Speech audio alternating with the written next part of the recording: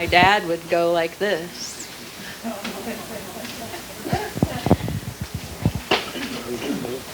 So already today you've seen that God holds everything together all the time, right? Look at it outside. And yet all of you were unafraid to come inside and be here with us this afternoon. So we hope that you will stay through today and into tomorrow.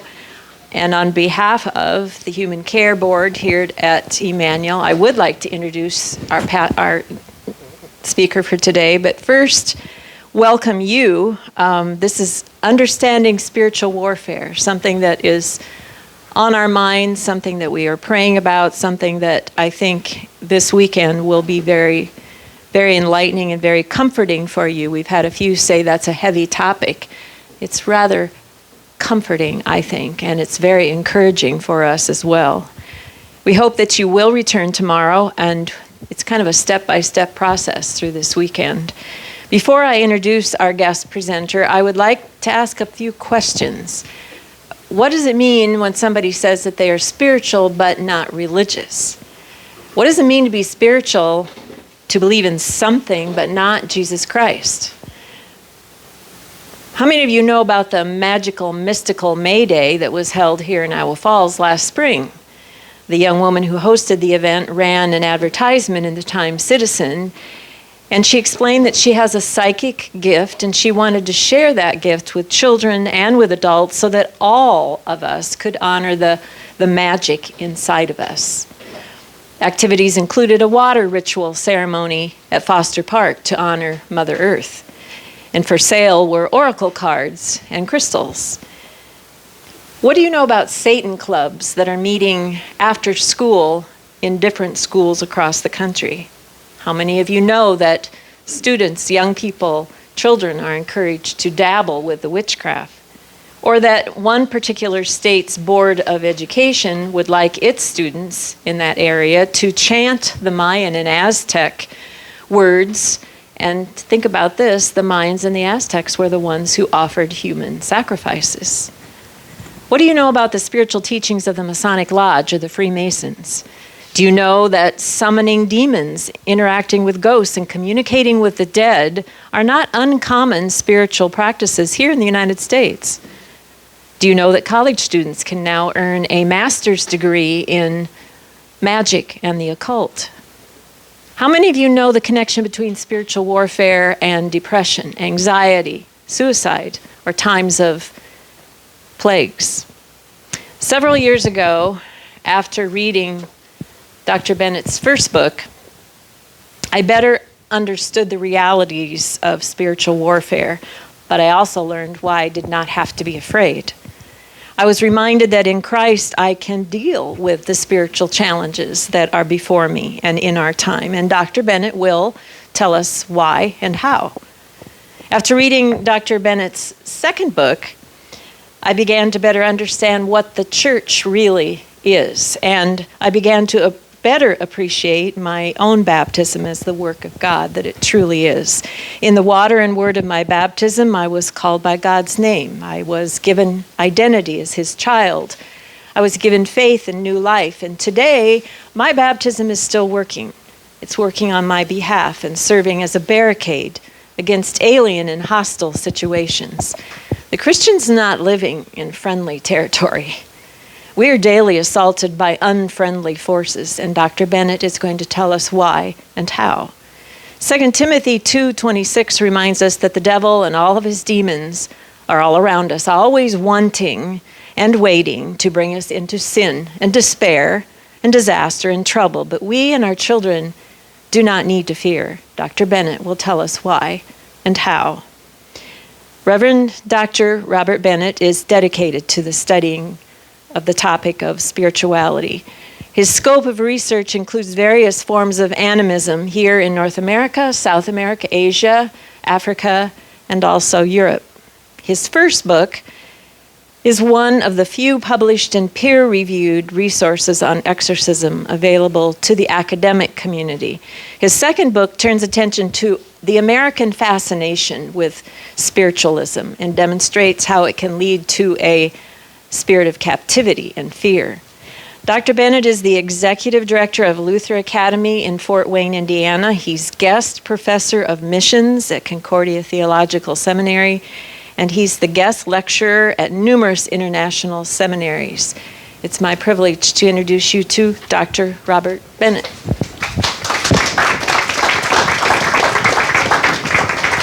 Well, thank you very much. What can I say now? You already said everything. Nice job. Nice summary, and maybe we'll just record that, and I'll play that at the end of the session tomorrow. Now, who is this guy, and why is he talking about this topic? I mean, is this even Lutheran? You know, isn't this kind of like more Pentecostal or something like that? Well, as you see, there's 2 books. So just so I have an idea, who's read any of the books? So a handful of you have, okay. And so most of you haven't. 2 books here, and this first one, this I Am Not Afraid book, it's my dissertation, my PhD dissertation, rewritten into a book form.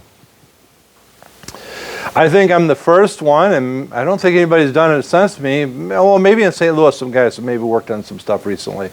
But I think I was the first one that ever wrote a dissertation, at least at Concordia Theological Seminary in Fort Wayne, on this topic. And when I eventually decided to write in this topic, I got a lot of eye rolls from people. But let me tell you why I wrote it.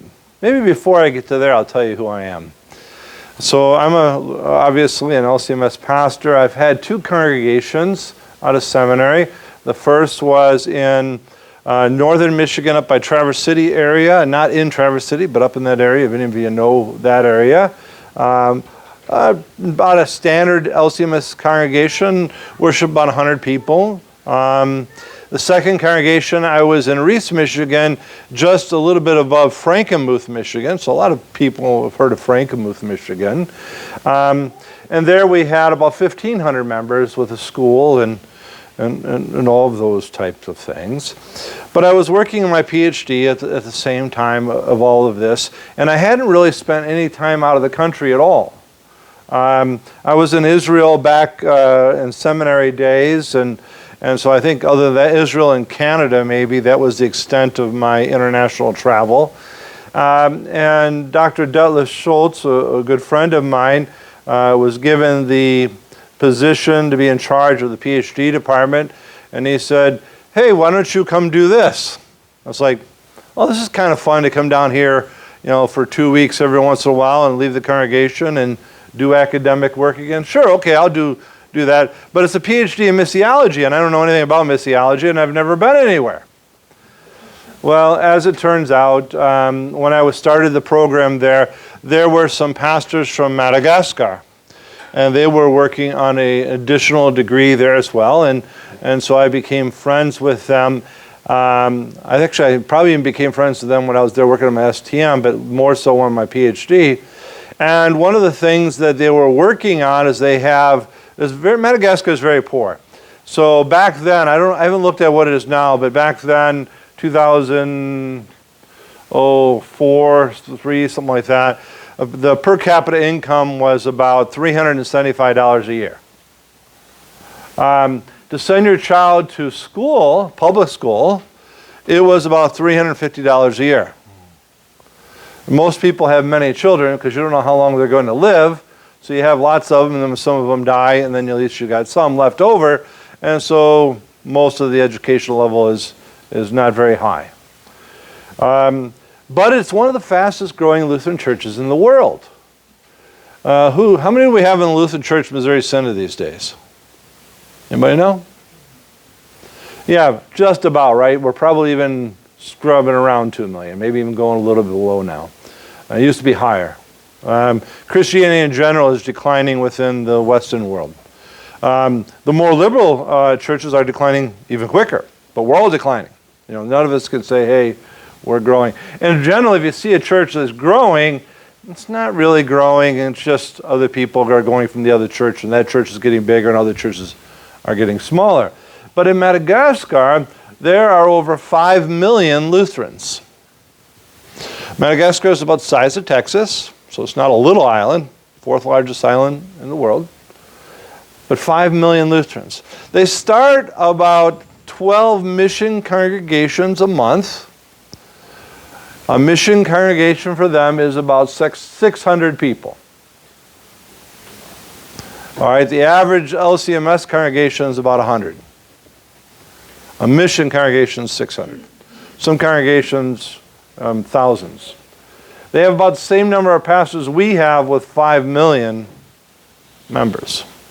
So Iowa here is kind of known for guys who have multiple congregations here in Iowa. Just imagine, being in Madagascar and having more, and then being very, very difficult to get from one place to another. And a lot of times you don't even own a car. So I wanted to know, based on these friends that I had, I want to know what's so special about Madagascar.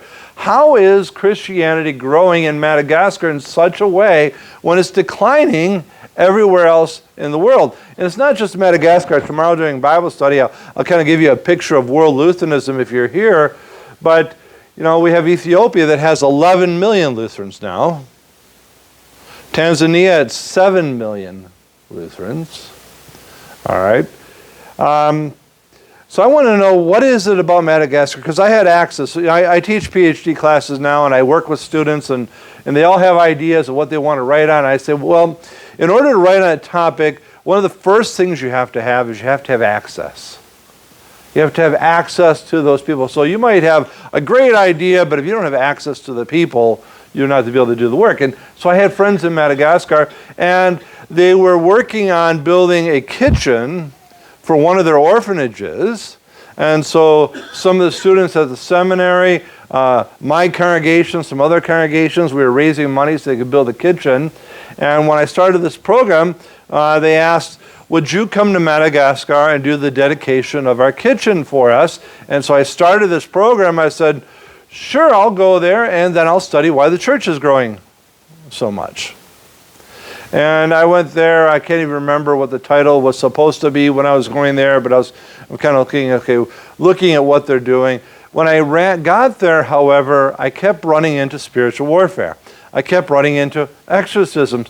You see, most people that are entering in these churches, that 12 churches of 600, these new mission churches that are growing all the time, most of these people are coming out of the tribal religions.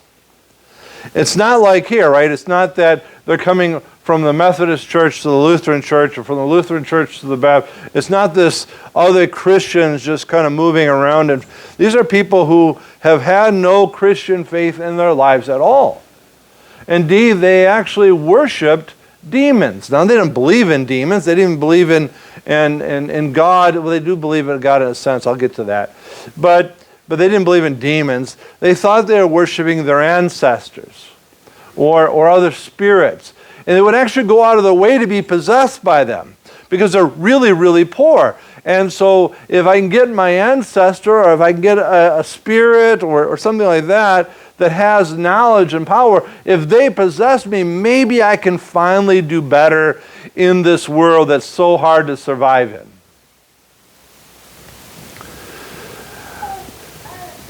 Think about the fact, how many of us here have had antibiotics in our lives?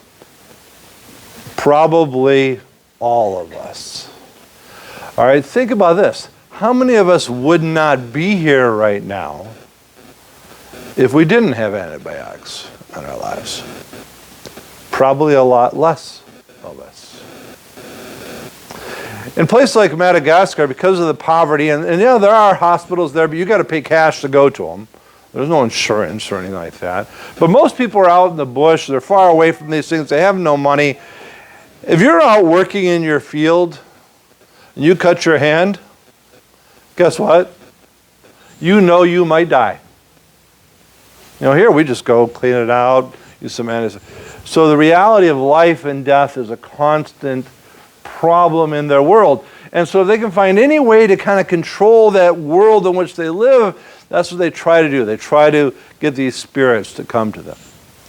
Well, the Lutheran Church of Madagascar, they would send groups of pastors and lay people. They'd send them out into the bush, and they would just go out there to preach the gospel, no differently than we do.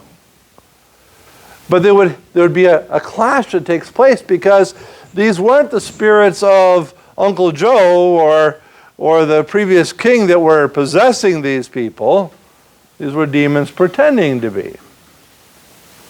And so as the gospel was preached, the accounts were much like we're going to look in the New Testament here in a few minutes.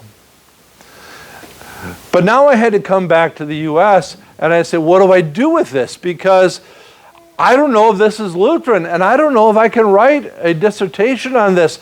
And we don't have any books about this. So how many pastors are here? Are there any pastors out of uniform here? Okay, so we got 2 pastors here today. All right, what did we learn about these things in seminary? Nothing. We maybe got a story from one of our professors who heard a story, who heard it from the person who heard a story, and something like that would be related to us, but we just didn't touch the topic. And so we didn't have a Lutheran understanding. So now I got this, and I say, what do I have to do with it? So if you take a look at that I Am Not Afraid book, we're going to deal with all this here, so you don't have to read the book. But you want to, it's there, right? But what I had to do is I had to say, okay, where is there a Lutheran lens? How do I view these things? What's the scriptural lens? I mean, scripture is clear, but I mean, how have us Lutherans talked about this? What have we done with it over the years? And it turns out we've done a lot with it. And it used to be a part of, a very common part of Lutheranism. The problem is we lost it over the years. So I went and I found that connection. But now I got all this written up and the dissertation. Actually, I think I had the largest dissertation defense that the seminary's ever had, because a bunch of people canceled classes, so I'm up there, it's my dissertation defense, so I'm already nervous anyways. And now here's these professors and all these students and stuff, and so I have to defend this. But now I write it up, and CPH asks if they can publish it. But they warn me, they say, well, we've never really published anything like this before, and so you might not get a very good response. It's kind of outside of our circles. So just be prepared. We think it's good. It has to go through doctrinal review and all that, but it might not be received so well. The scary part was when the book came out, probably the first year, I was getting 30 or more emails, phone calls from LCMS pastors who are saying, I've got this problem in my congregation, what do I do?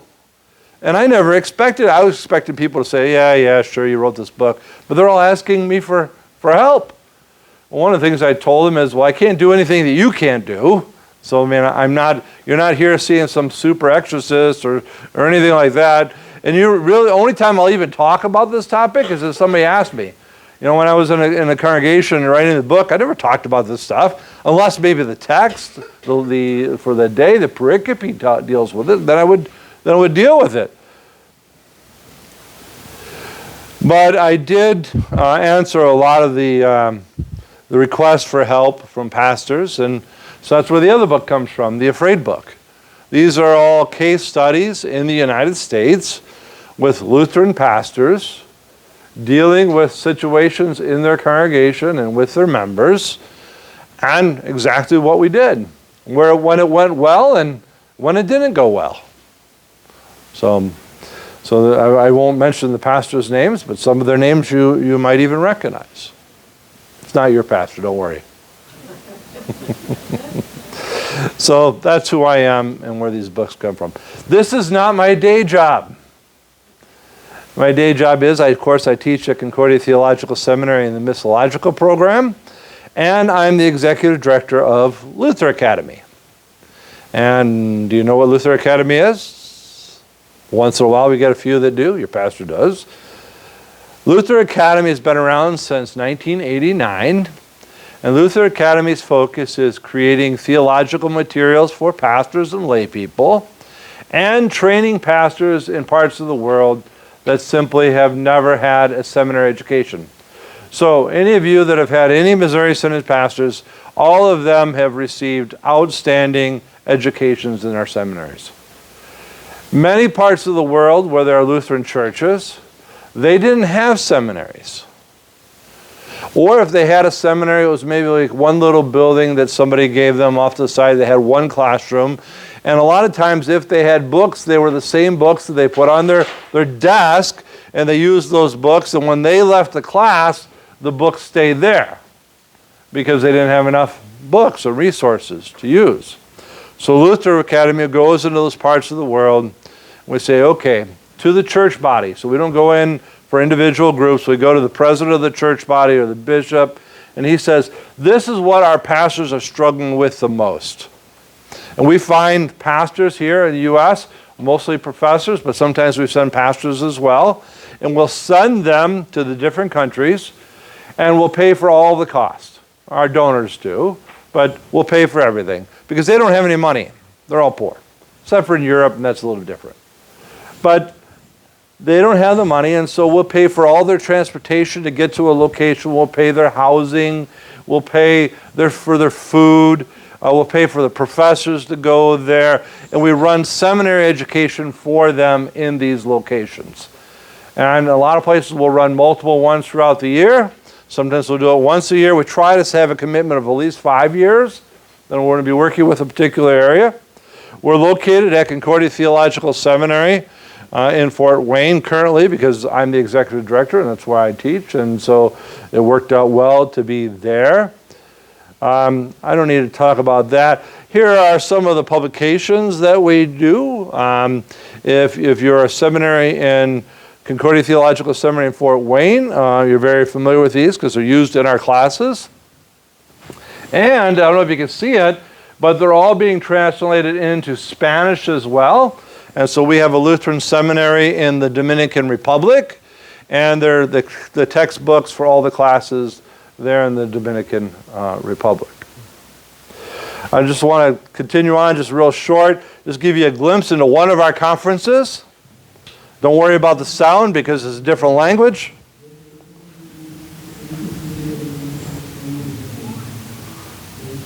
This is our largest conference. It's in Guntur, India. There's over 500 pastors at this conference. The secret is this, only about 100 of them are Lutherans. You see, it's interesting. It's not just the Lutherans who don't have theological education. In most of these parts of the world, nobody has theological education. So we started running these conferences for the Lutherans, and then they would talk to the other pastors that are in the area, and they said, hey, can they come too? And we said yes, and we ended up with 400 of the other ones and 100 Lutherans. The only education these guys have received over the years, we've been doing it there for, 15 years or so, is Lutheran education from Lutheran professors. Really kind of a cool thing. Some of our conferences aren't that big. Some of them are small, like here in Prague. Here's one in the Philippines. I'm not going to spend any time on this, so I just want to give you an introduction to who I am. Ghana. Sound isn't working, so we'll skip that very well. And that's kind of where we're active in the world. So books, we sell them here in the U.S. to the pastors. Anything we receive from that, free books for everybody else in the world, all these mission partners. Any of them contact me, we give them access to everything. Our journals, our books, everything goes to them. We write the books by the money that comes in from congregation like yours, so we don't need to make any money on them. And then anything we sell helps get them out to these other parts of the world. If you'd like to help with Luther Academy, there's some envelopes on the table back there. They're self-addressed, and so you can just take them home with you and think it over. I'm going to talk more about that tomorrow during Bible study. I'm not going to be just a commercial for Luther Academy, but we'll talk more about world Lutheranism in general. All right, and we have lutheracademy.com if you want to look it up. So, it's interesting, right? So my main job is the seminary and Luther Academy. So why am I here talking about this? Because people want to hear about the books for whatever reason, and I always say, I'll come talk about the books if you let me talk about Luther Academy. So now it's time to talk about the books. Okay. I don't know if you have the schedules there in front of you, but this is the basic schedule that's been set out for us. And so we have another section at 4, so we'll have a little break between these two. And then where's dinner? I think dinner's after that one, and the third one starts at 6:30, I think, right? Is that what the problem is? So let's get into the topic. So I always like to, wherever I'm going, I go on and Google, and I want to do a little research on the area where I'm going to be. And so I want to start out by this topic of folklore. So things that are not necessarily believed, but like a cemetery, like if you drive by there at a certain time at night, you might see people walking, or all towns have this kind of stuff. So there's never a town where I can't find something like this to talk about.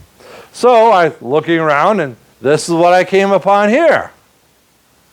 All right, does anybody know the folklore part of this one? Oh, it's in your own town here. All right, so supposedly, Mr. Ellsworth, are you familiar with that name? All right, so supposedly at the college here, at the cemetery, I guess there's a cemetery right across the street. Here's the cemetery across the street there. And supposedly, there's a whole thing on the internet, and people talk about their experiences there and stuff like that. And supposedly, it's haunted by Mr. Ellsworth. And so people in the dorms and things like that, they see these things, they talk about. You can look it up on your own later on if you want. I mean, let's get something clear in the presentation here. There are no such thing as ghosts in the sense of somebody who died and is active in the world today. You can disagree with me if you want, but you can't disagree with me from a biblical perspective.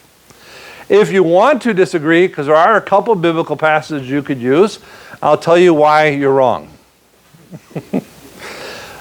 By the way, the rules for engagement here as we talk, because this is a long conversation, I'm not waiting to the end to get to questions and things like that.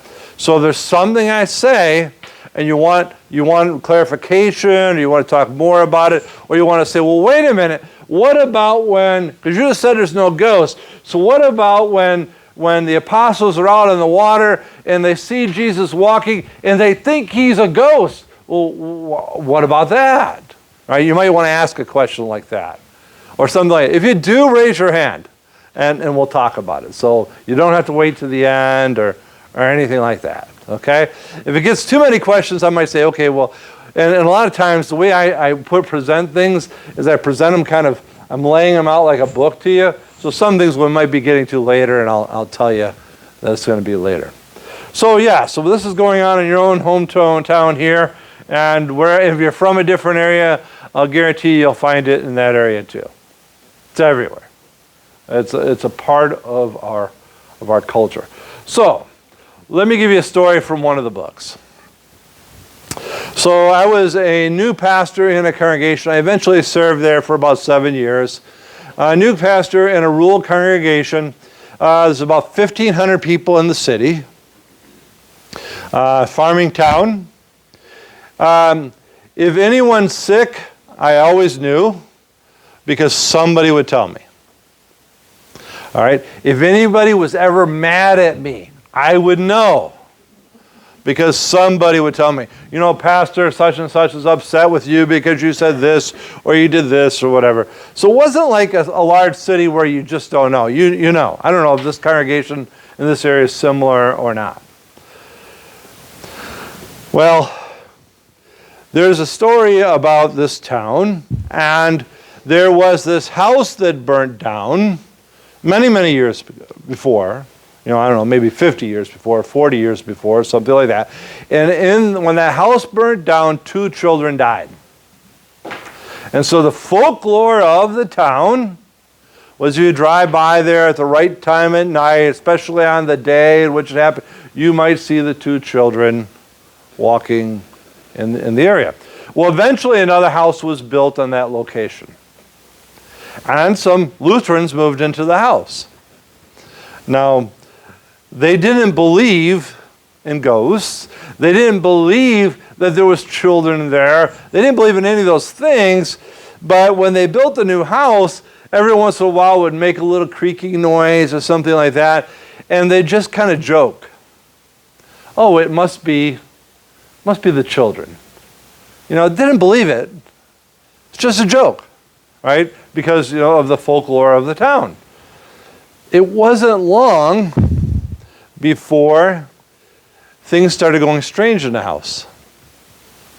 And then they started to see children. And covers would get pulled off their beds at night and things would get thrown around. They'd hear kids running and playing in the house. They decided that, all right, this isn't right and we need to go talk to our pastor. So they went and talked to their pastor, and they told the pastor, hey, this is all going on in the house, and we really need your help. And the pastor said, I don't know what to do. Maybe you should go see the Roman Catholic priest down the street. Now, these were old school Lutherans, right? So you walked on the Lutheran sidewalk, not on the Catholic sidewalk, right? There's no way they're going to see the Catholic priest on the street. So the answer they heard from their pastor is, I can't help you. So they went home and they lived with this for 30 years. Their kids grew up in the house. The kids experienced the same thing. It wasn't constant. So it was like, how could you live with this for 30 years, right? It wasn't constant. It would come and it would go away, and it would come and it would go away. Just almost in a sense that just when you thought everything is fine, okay, we're not going to have to worry about this anymore, here it is again. And so it just so happens I'm a new pastor at this congregation. I'm not a new pastor, new to this congregation. But, and so these two are gone. One was the elder and one was in charge of the elder guild. Wonderful Lutheran folks. But they were gone for 2 weeks. And so, as I talked earlier, they weren't sick. Somebody would have told me. They weren't mad at me. Somebody would have told me. So if they're not sick and they're not mad at me, where are they? They're on vacation, obviously. Where else could they go? Right? So they must be on vacation. So I see them for the first time coming back at a wedding at a Saturday night as part of the extended family. And I said, hey, how was the vacation? And the response was, well, Pastor, we weren't really on vacation. I said, well, where'd you go? We went to a paranormal. I said, you did what? All right, we went to a paranormal conference. You ever heard of those? You go there, you can learn about ghosts and UFOs and Bigfoot and all kinds of stuff. Talk to your dad, whatever you want to do. But it's not to worry. I'm like, well, why did you go there? I said, well, you see, we have ghosts in our house, but we found out that we don't need to worry because they're nice ghosts. All right, so, okay, we got a problem here. And this isn't the place, but why don't you come in and talk to me on Monday morning? And so the two came in and talked to me. And they kind of told me what I just told you. And really, when these things happen, it's usually one of three things. Sometimes it's imagination. We imagine many things that aren't real. We see things out of the corner of our eye. We think we hear something. And so a legitimate answer sometimes is imagination. Another legitimate answer is sometimes it's a mental aspect. Maybe it's a mental type of disease that we're facing. Maybe it's a side effect of a drug that we're taking, whether it's legal or non-legal, right? But sometimes we see things and experience things that aren't real because of either one of those two conditions. The third one is, if it's not that, it's demonic. And so obviously these people, they weren't on any type of drugs. They weren't imagining things. The whole family has experienced this for 30 years. So it's demonic. So we had to talk about all this. Okay, they're not ghosts. This is why they're not ghosts. All this kind of stuff. So I said, they're like, well, what can you do about it, Pastor? And I said, we have these books called Lutheran Agendas. And what's in those agendas, Pastor? House blessings. Or dedication to dwelling, depending on the volume that we look at, right? Which are really Exorcisms. All right, think about this for a minute. I mean, it would be kind of cool if we just called them exorcisms of houses. But kind of think of this, right? So we have new members who come to church, and we say, do you mind if I come and visit you and do a blessing of your home or a dedication of your home? They're like, yeah, that's a really good idea, Pastor. Why don't you do that? Change it a little bit, right? Because of our catechetical problems that we have in our synod and society. New member, I'd love to come to your home and do an exorcism of your house. They'd probably say, well, I'm not so sure I want to belong here, Pastor, right? And go, that's a catechetical problem. That's why we couldn't really do that. But I told them about, okay, well, we do have this thing, and we'll go to the house. And so I'm a little nervous because I've never done anything like this before at this point. And so I go to the house, and it's kind of a fall day, and the leaves are off, kind of like this. And I'm out at this farm, and the building's older. Like I said, it's probably, like I said, 30 or 40 years old at this point or something. So it's not a new place on a farm. And so I go to the door, a little nervous about what I'm going to experience. I go to the door and I knock, and they open the door, and I hear, "Get out!" No, that didn't happen. Nothing happened. Why did I say that? I'll tell you why I said that in a minute. I'm not just trying to mess with you. All right? I went through, we did the dedication of the dwelling. Actually, for the pastor types, LW agenda, the only thing that's good in it, I think, is the dedication of the dwelling. All right? The other agendas are far better. But it actually has an expressive exorcism in the LW agenda. So I went through and I did the dedication of the house. We sang some hymns. We said some prayers. And I left. And I'll tell you why I tried to play this little game with you. Because 2 weeks later, the first week, how things going great, no problems. Second week, any more problems in the house? I'm like, I'm wondering, like, did it work or didn't it work? And then it's like, no, we haven't had any problems in the house, Pastor, but we don't think it worked. I'm like, why? Well, it's because it comes and it goes, and maybe it's just gone right now, but we don't think anything happened. Why don't you think anything happened? Well, because nothing happened.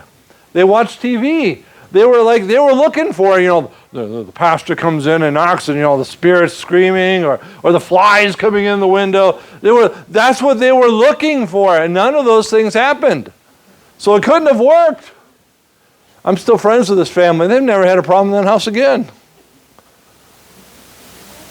It's sad that they dealt with this for so many years.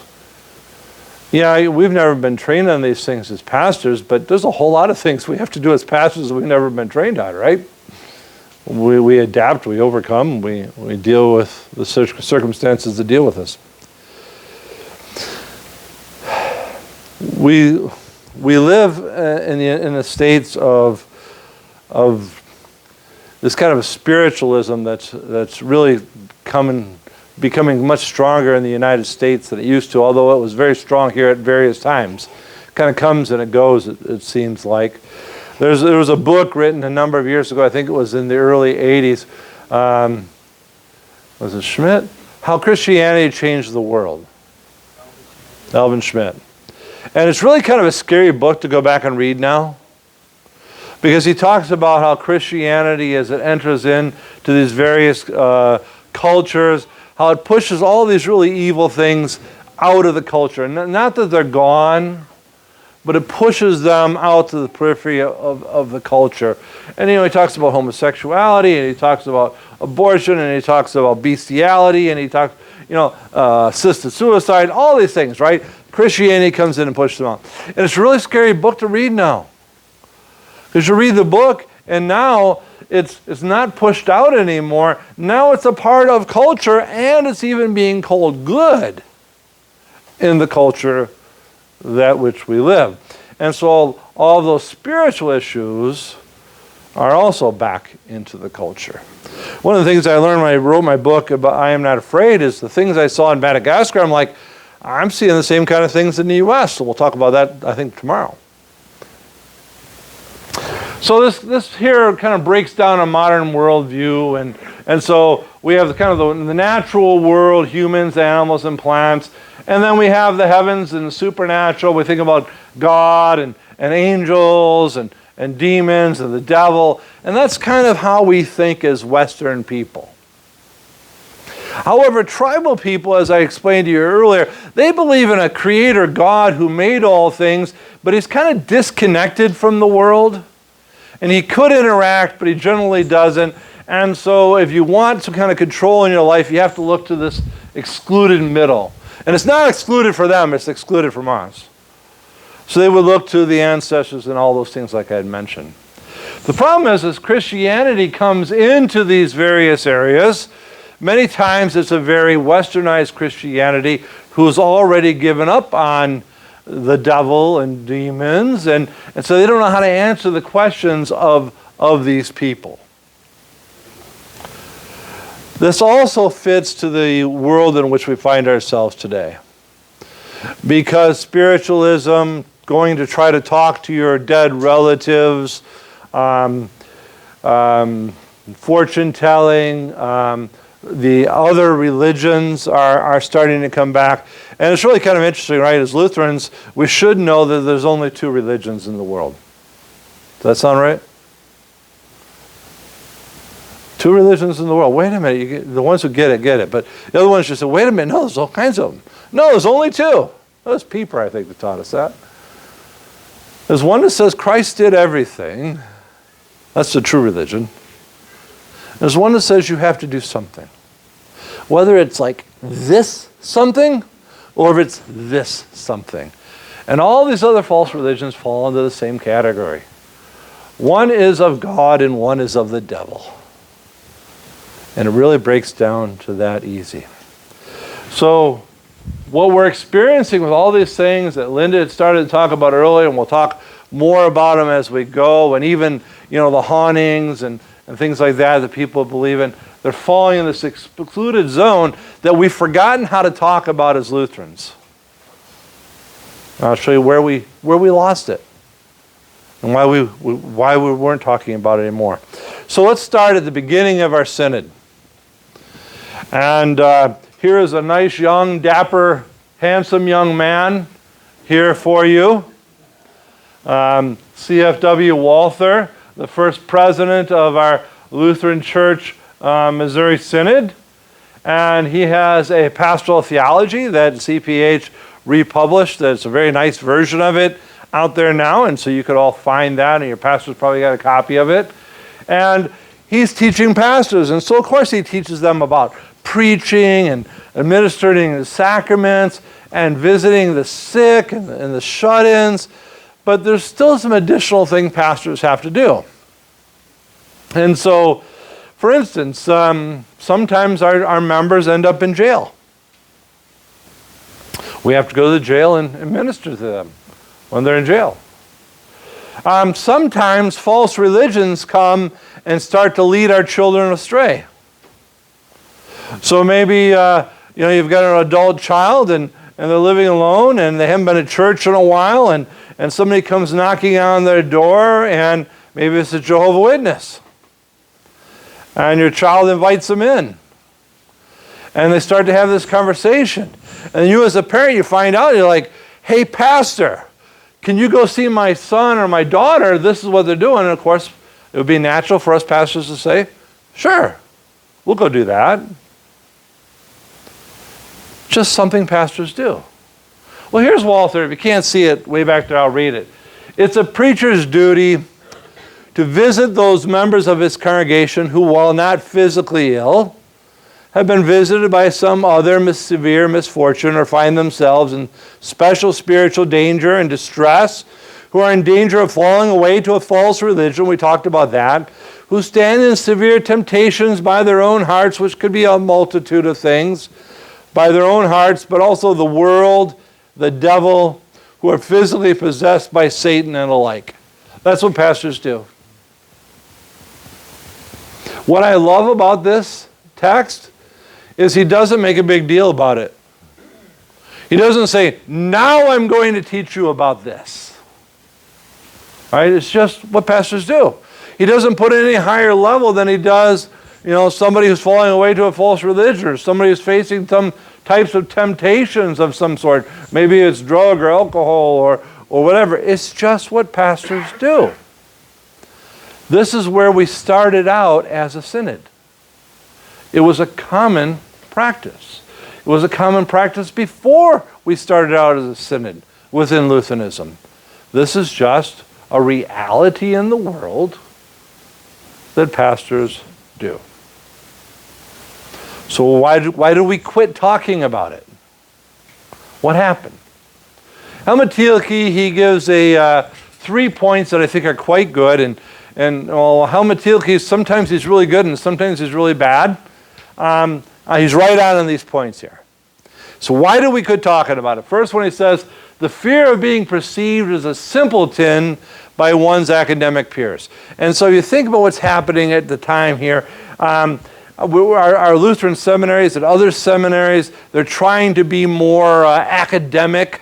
And if I'm a professor and you're a professor at maybe one of these big universities, we're both professors, we're academically equals. And as soon as you start talking about Scripture and Jesus dying and resurrection and demons, they kind of like pat you on the head and say, oh, yeah, that's nice, right?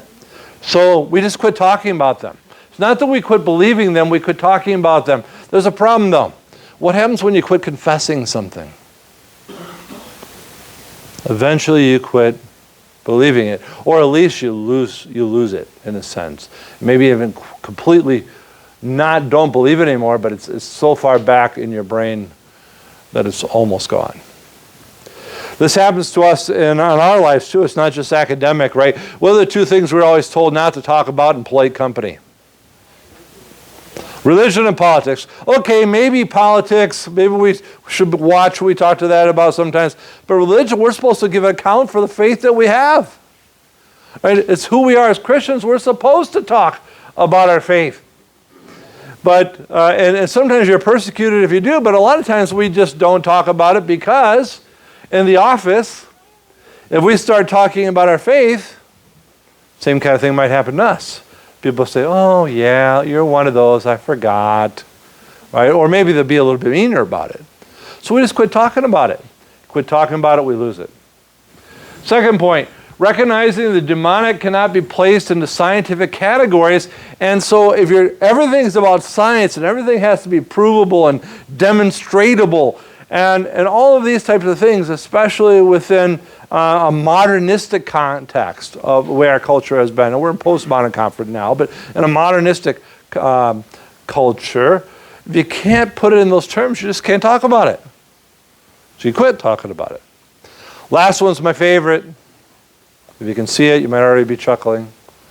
All right, before political correctness was ever around, all right, because evil cannot be seen by evil, just as stupidity cannot be perceived by the stupid. Right?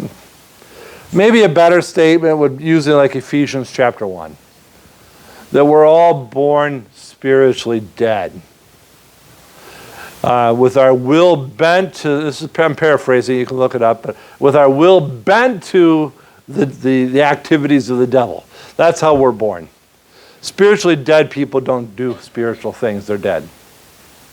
That's how Scripture describes us. It's not until faith comes to us that creates faith within us, that Word of God creating that faith, that now we can actually do things.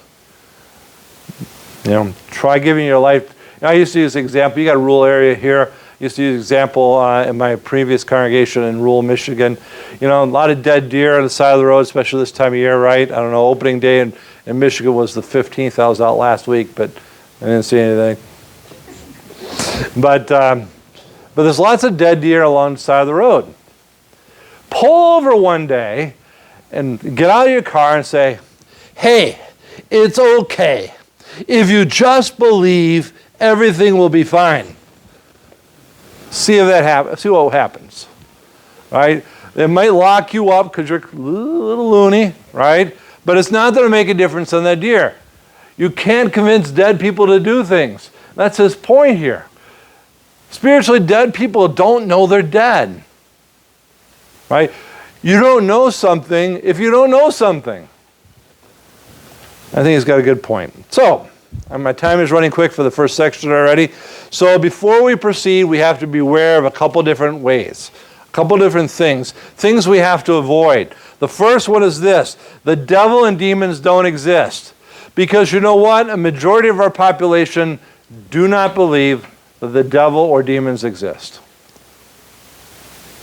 They might believe in spirits and other things like that, but they don't believe in a little devil. Even within churches, and it's been a number of years since this took place, but I can't imagine things are any better. And I think it was only like 10 or 15% of Christians, when asked this question, actually said they believed in a literal devil and demons within Christianity. So we can't say that. That's wrong. We'll see why that's wrong. But the second is just as wrong, that the world is controlled by demons. There's a demon under every rock. Everything I did wrong, I did because a demon made me, or the devil made me do it, or something like that. The truth of the matter is that the devil was gone today, could not interact with us at all. All of us are capable of the most horrific evil things, just because of the effects of sin upon us. Things that under the wrong circumstances that we would never even conceive of doing, we would do. And not to mention trying to tame what's going on in our minds. So those are the things we have to make sure we don't get hung up on. What is exorcism? Folklore, Hollywood, you've seen that stuff. You know, the movie The Exorcist, anybody seen that years ago? All right. Based on real events, St. Louis Seminary, did you know that? Little boy. St. Louis Seminary didn't know what to do with him, so they sent him to the Catholics down the street. All right. But it wasn't the Hollywood thing that you saw, no head spinning around, no all that kind of stuff. That's what the Hollywood picture. You know, Catholic priests, all the rituals, right? Battling back and forth with the demon, you know, all this horrible, scary stuff, you know, that we saw maybe when we were younger, when we watched it. That's not what we're talking about here. That's Hollywood.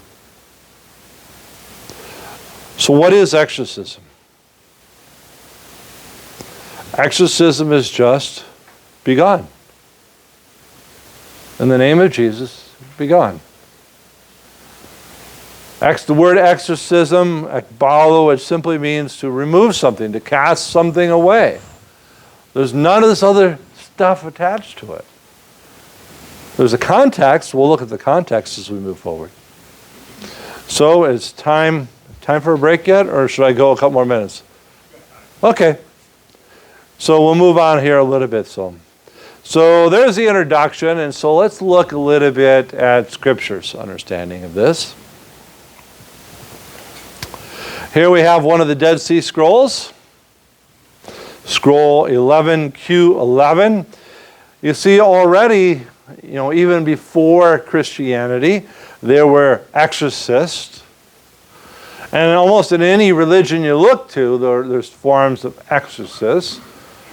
And so here's an example from one of the scrolls.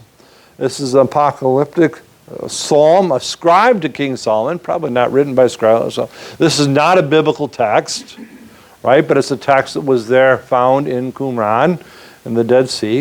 And it states, "When Satan comes upon you at night, you shall say to him, 'Who are you, O offspring of man, the seed of holy ones? Your face is of delusion and your horns of illusion. You are darkness and not light, justice and not justice.'" And so that's just a little piece of us, and we don't have the full text because most of it's missing because most of the scrolls were kind of tore up when they found them. But we do have the Old Testament text. You know, for instance, Job. I think most of us remember the book of Job. You know, here's just a little section here from Job 1. "The Lord said to Satan, 'From where have you come?' Satan answered the Lord and said, 'From going to and fro on the earth and walking up and down on it.' And the Lord said to Satan, 'Have you considered my servant Job?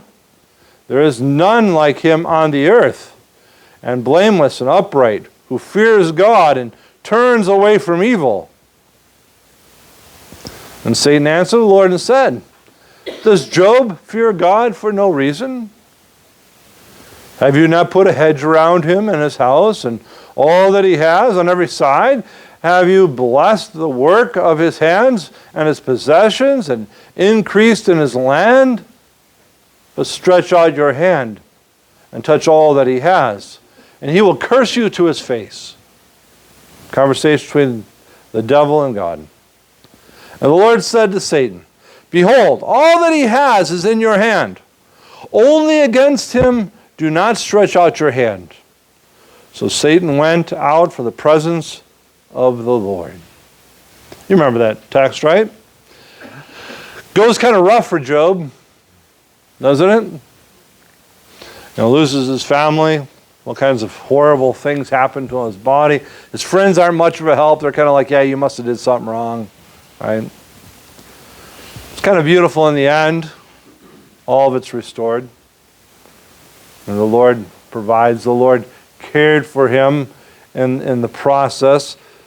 But nevertheless, the devil couldn't do this without the Lord allowing it. And maybe that makes us a little bit nervous. Luther used to write that the devil is God's devil. All right?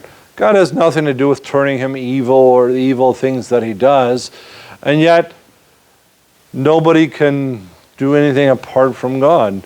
And so many times the devil becomes a tool of judgment upon a fallen world. We think about 1 Corinthians. If you remember, 1 Corinthians is the man who's doing some really pretty bad things with his father's wife. And Paul basically says, turn him over to Satan.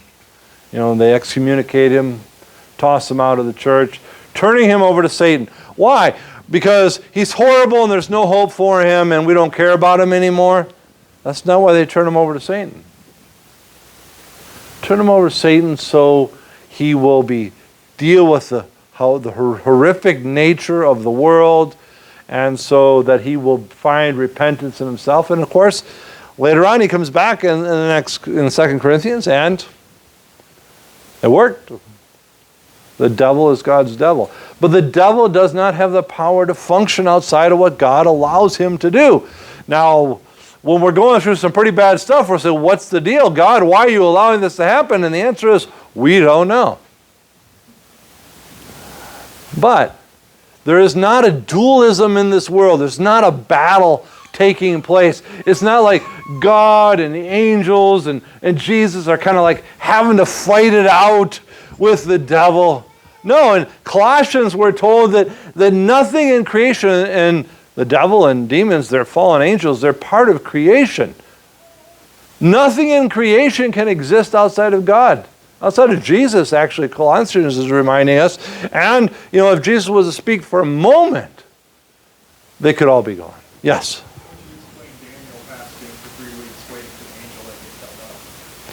Yeah, that's an interesting text, isn't it? But let's just say, before could I get there, because I'm not going to bring that text, but it fits to something I'm going to get to. So let's just say things were a little different back then. And when we get to the New Testament text, and I get to John, and if I don't make that connection, you bring it back up and we'll deal with it, okay? All right. All right, so 3:30? You want to go 3:45? All right, 3:45. All right, so now that we've talked about Job, let's look here at 1 Samuel. All right, and so I think most of you remember this text as well. David plays the harp for Saul. And all that stuff I just talked about Job, I did that so you would understand what's happening here. Now the Spirit of the Lord departed from Saul. He wasn't being a good king, if you remember. And a harmful spirit from the Lord tormented him. Doesn't say an evil spirit or the devil can't, but a harmful spirit or evil spirit from the Lord.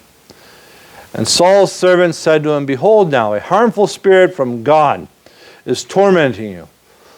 Let our Lord now command your servant, who you are before, to seek out the man who is skillful in playing the lyre. And when the harmful spirit from God is upon you, he will play it, and you will be well. You remember who he goes and finds? Of course. Then Saul sent a messenger to Jesse and said, "Send me David, your son, who is with the sheep." And whenever the harmful spirit from God was upon Saul, David took the lyre and played it with his hand. So Saul was refreshed, and as well the harmful spirit departed from him. We don't have a lot in the Old Testament, actually, but we have a few verses.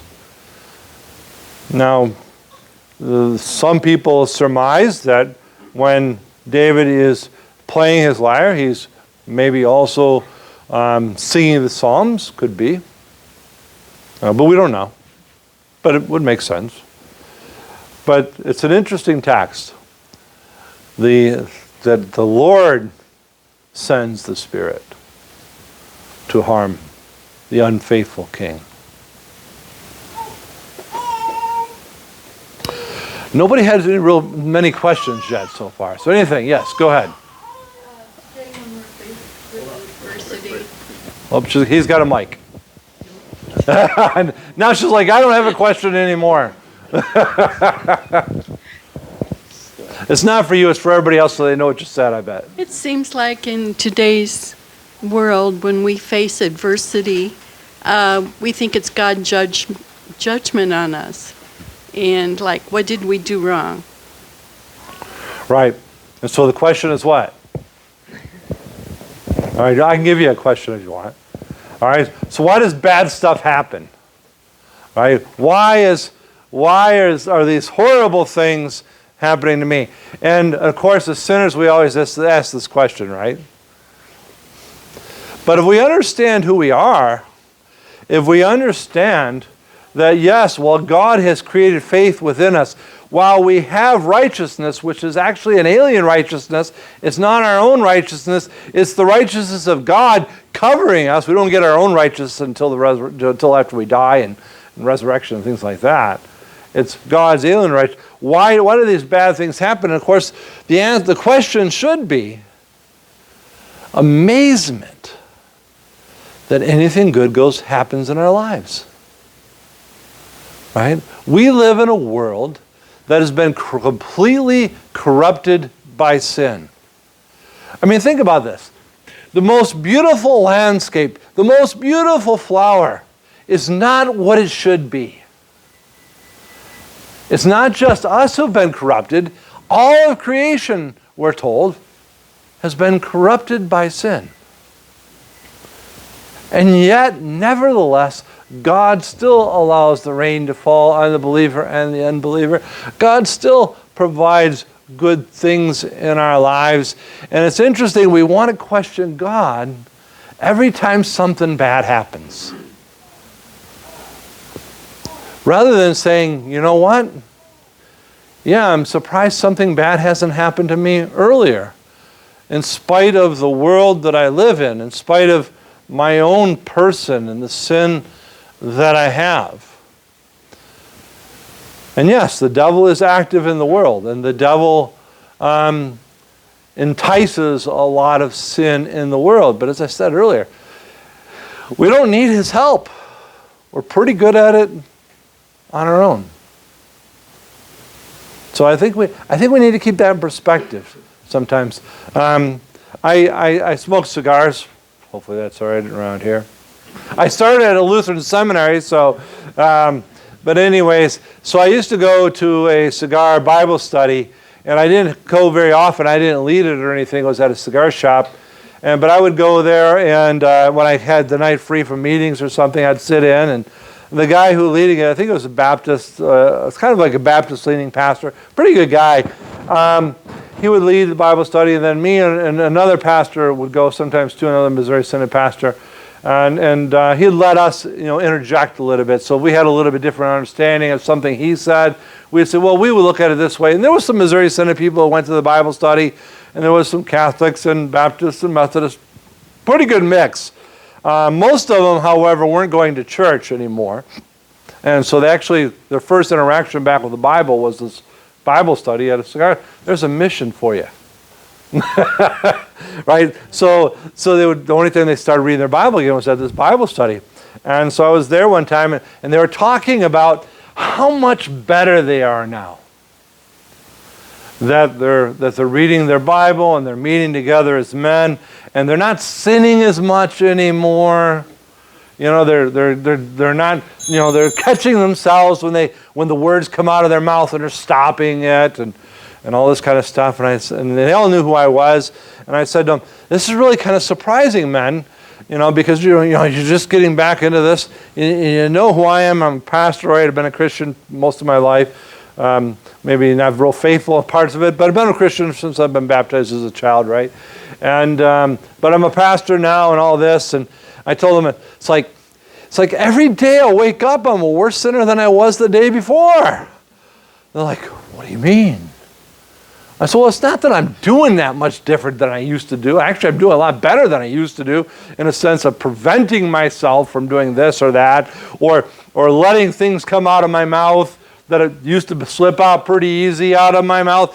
But in here, oh boy, all kinds of bad stuff happens.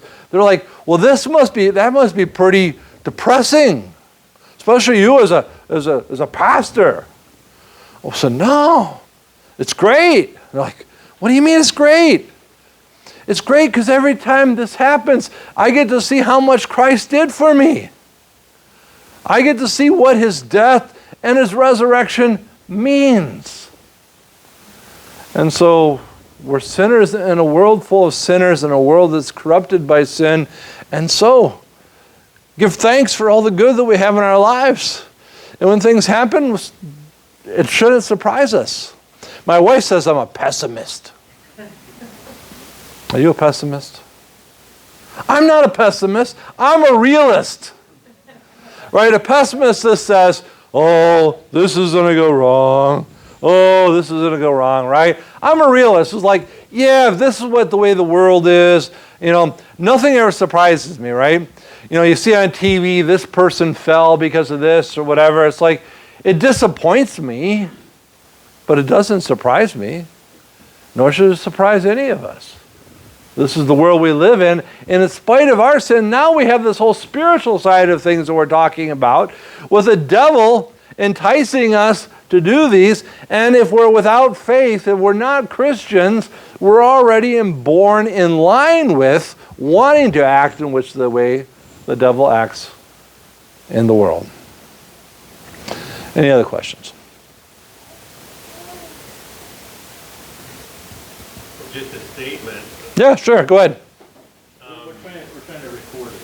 Oh, okay. If you were to go and ask, you know, just around the community, wouldn't you say that generally, if you said, is man inherently good or is man inherently evil, that it would be good? Yeah. Right? I'm not perfect, but I'm pretty good, right? Right. That's a major catechetical problem again, right? I mean, if you're not Christian, of course you're going to say, yeah, I'm pretty good, right? Or I'm good most of the time, or something like that. But how can any Christian ever say that? The problem we have as pastors is we get you for an hour or two a week. Right? The world gets you for all the rest of the time. And in the world it says, no, you are basically good, and if something happens to you, it's because of somebody else, it's somebody else's fault, or something like that. And so it's a major ordeal to overcome as a Christian. But any Christian who answers that way obviously is very confused about their Christianity. And the really sad thing is, any Christian who answers it that way isn't recognizing the beauty and the sacrifice that Jesus has provided for us.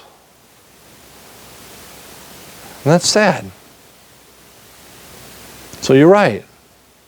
So the best we can do is not be afraid to talk about these things, like was reminded there earlier, but talk about these things all the time. You know, use the examples that I used, for instance, in that Bible study. It's like, it's great that you're so great. I'm horrible. Well, what do you mean you're horrible? Right? This is the reality of who we are. So yeah, I know the world talks that way, and the scary part is a lot of Christians talk that way too. Yeah. Anything else? Ready for, one more back here. Go ahead. What you're talking about is, can I say, people are unaware how close it is. How close what is? This demonic Oh, stuff. right. And what your neighbor is doing in the apartment next door towards you. I install satellite dishes, and so I'm in people's houses. I see Buddha. That's common. And one thing that I saw that really, can I say, freaked me out is an altar to a demon. And there is a child there, and people don't realize what they're doing. Or that demons are real, and they do affect people. And this is your house next door. It's not over out there in India. Well, it's there too, but Right. it's here. And you talked about The Exorcist. How many of you know about the exorcism in Erling, Iowa? I read something about it as I was looking around last night. I've been by that house a couple of times. And the first time that I was there doing an installation, the guy lived kitty corner and says, "Do you know about that house?" And so they know about it. So it is here. It is real.